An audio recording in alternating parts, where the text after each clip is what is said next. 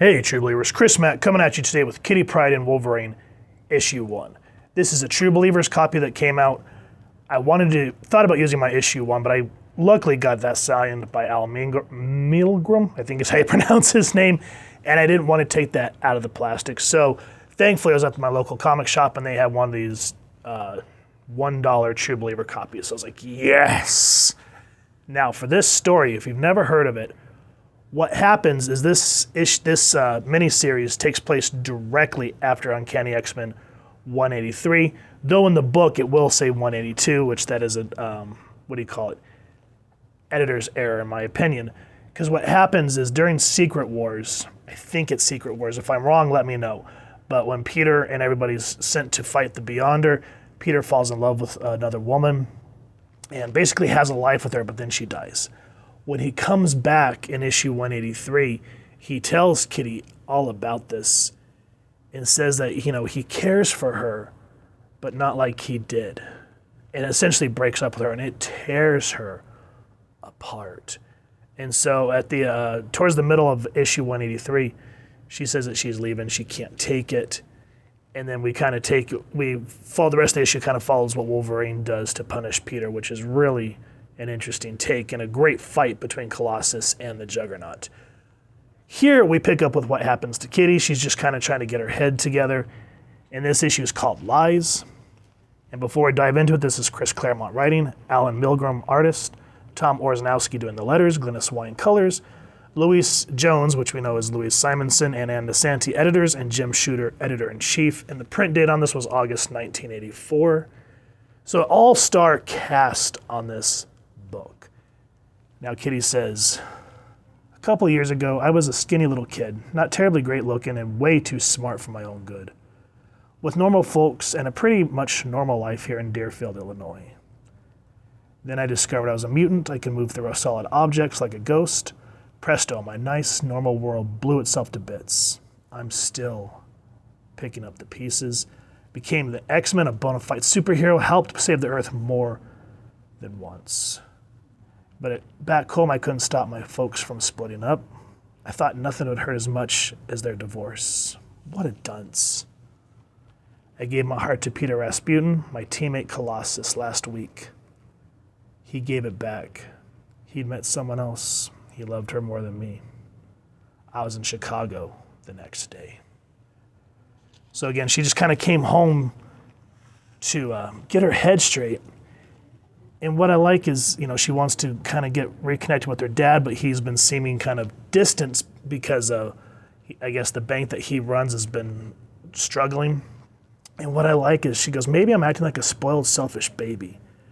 But he's my dad. Who else am I supposed to turn to? Where else am I supposed to go if not home? And you notice here, Kitty, I think at this point is 15. And so she still kind of uses her powers very flippantly, like the bank here on Saturday closes at 1:30. So she phases in to go talk to her dad, which freaks out the security man. But thankfully he knows her and he's like, I don't get it. I could have sworn I bolted these doors shut. So a lot of the way that Kitty kind of just uses her powers in that sense is it could get her into a lot of trouble. And we'll find out more about that here in a little bit. And then she's like, well, maybe I'll listen to Dad's conversation. Again, young, naive.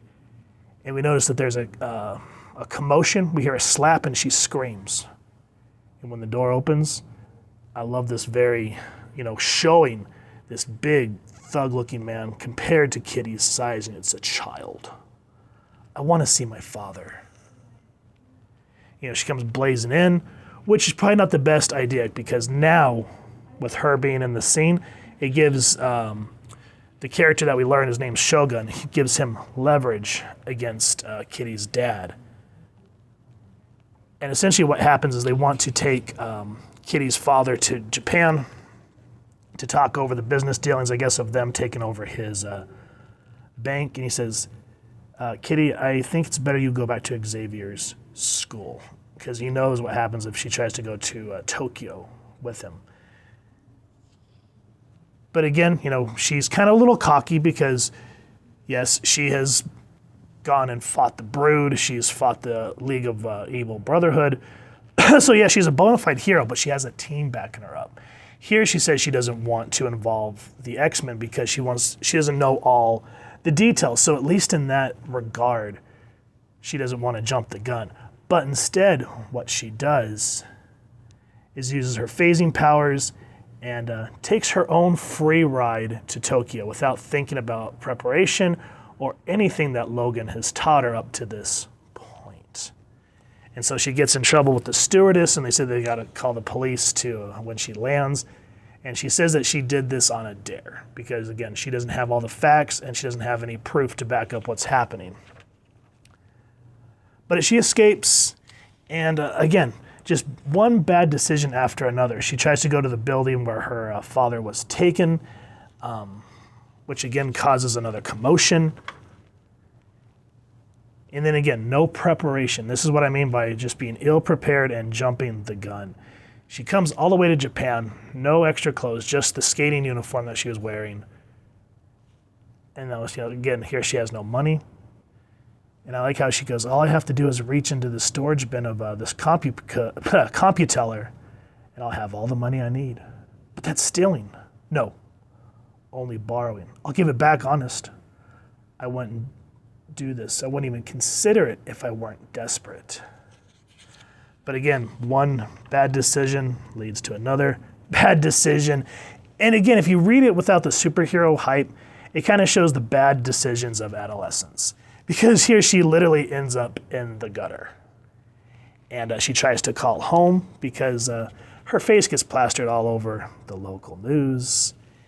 And you come to find out something with her father. Like she goes, I'm just going to tell my dad, after you've done fudged up, you're like, I guess I'm going to have to go admit this to my parents. But the plot thickens. And she finds out something very terrifying about what her father's business dealings are. So guys, this story falls further down the rabbit hole.